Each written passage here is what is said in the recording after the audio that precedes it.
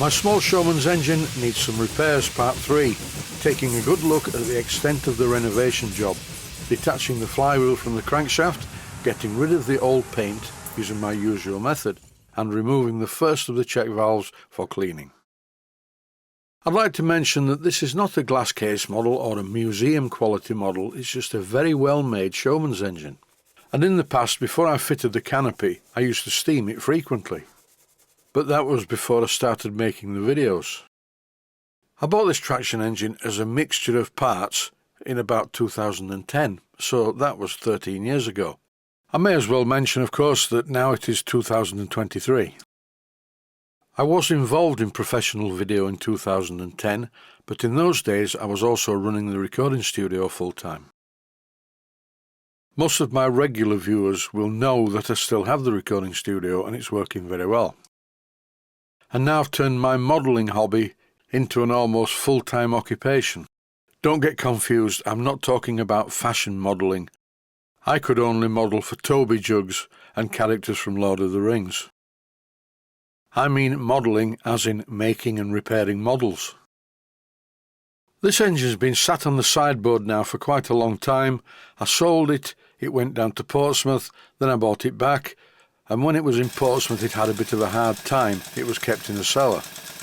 It's time, I think, to remove the flywheel. As you can see, there are lots of cracks in the paint. The question is this the flywheel that's cracked or just the paint surface? This plug in the end of the flywheel was my doing.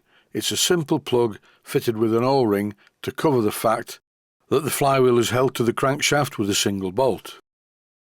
Now I'm going to remove this bolt and I hope the flywheel comes off the crankshaft because it's quite a tight fit. I will find out soon enough when I remove the bolt. I think I remember threading this bolt for quite a long distance. That's why it's taking time to unbolt it. Yes, the thread is quite long. Are these cracks just in the paint or is the flywheel itself cracked? I'm going to find out very shortly. Once I managed to get the flywheel off the crankshaft. This was quite a difficult job and I ended up having to lever it off from behind. The other alternative would have been to make a special hub puller, but thankfully it came off without using one of those. You can see that there's a key fitted in the crankshaft which engages in the flywheel, and when it's all together it really is quite a tight fit. What I'm doing here is scraping off some of the paint, and the good news is the cracks are just in the paint, the flywheel's fine. It wouldn't be the end of the world making a new flywheel, but I can do without that. There is no trace whatsoever of any cracks in the metal. That's the most important thing. I'm not going to rush into painting this flywheel. I want to remove some of the chatter marks around the edge. But before I do that, I want to remove the paint. Paint removal is taking place in the workshop that is attached to the house, right next to the kitchen. So to avoid any fumes, I'm going to be using my usual method of cellulose thinners, but I don't want the smell in the house. This is a high-quality polythene food container, one of a set that I have. You can see what I'm doing, but just in case you can't see what I'm doing, I will explain. The flywheel is placed in the food container and I'm pouring cellulose thinners over the top of it, and immediately I can see it turning red. This is a good sign. It means the paint is going to come off easily. Once I'd finished pouring the cellulose thinners into the container, I put the lid on. And now even when I go close to the food container, I cannot smell the thinners. Why do steam engines need flywheels? As you can see here, it seems to run perfectly well in both directions, even without the flywheel being fitted. All the flywheel does is stores kinetic energy to pull things over top dead centre where there's no particular power. If you look carefully, you can see there are 2 gears on the crankshaft, and these are functioning as a very small flywheel, although even without these it would still run, but it won't run slowly.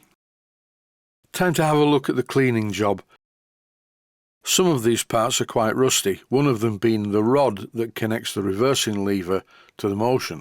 This rust is normally hidden by the flywheel. It took a while, but with a fairly new piece of Scotch-Brite, I got through most of the rust quite easily. Now it's time to look at the check valves. First of all, the left-hand side one. And this accepts the water feed from the hand pump that's in the bunker, masquerading as a seat. I'd just like to mention that the water in both the tanks and the boiler of this traction engine has been in there for a long time. Normally I wouldn't do this, but as the traction engine lives in the house, there's no problem if the water freezes because the house never gets that cold. Also, of course, I would like to mention this is a copper boiler. If it was a steel boiler, this would definitely not be a good idea. You can see that this check valve is leaking, and it was made a lot worse when I poked it with an Allen key up inside. I'm going to remove this to clean it or possibly replace it. The bad news is there's one at the other side, and it's right behind the oil pump, which means it's not going to be quite so easy to remove as this one. This traction engine boiler, like the traction engine, is very well made, and it has very deep bushes. As you can see, there's a lot of thread in there. Here I'm just giving the external area a bit of a clean with an oily rag. I'd like to show you this. Because the boiler has had water in it for such a long time, I'm curious to see whether the water gauge is blocked up with limescale. By rocking the traction engine back and forth, the water goes up and down in the glass, so no, it isn't completely clear. There's just a slight bit of corrosion around the bottom of the glass where it meets the nut.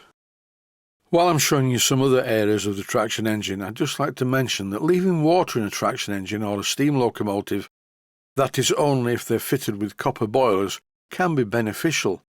After all these years, I'm not finding any major problems. Once I rebuilt a Mammoth traction engine and replaced the boiler, so out of curiosity I sawed the boiler in half to have a look inside it, and the only limescale was in the area of the boiler that hadn't got water in it, above the water. I'm not going to saw this boiler in half to have a look at it, but I do assume that it's going to be the same. This clip was taken before I removed the flywheel. I'm just showing how the oil level goes down much quicker in the oil cup on the crankshaft than in the one that's on the lay shaft. When I run the engine, the oil disappears quickly. To be perfectly honest, generally speaking, with my large traction engine as well, I use steam oil for oiling bearings, because the steam engine of a traction engine sits on top of the boiler, so all of the bearings and everything to do with the steam engine gets extremely hot.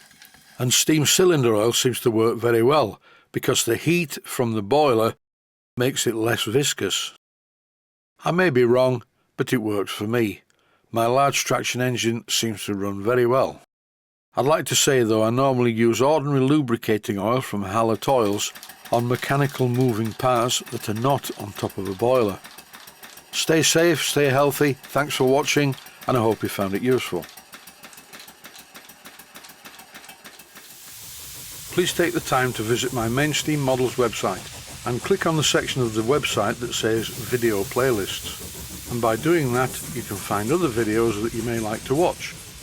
And by using the playlists, you can actually watch the videos back to back.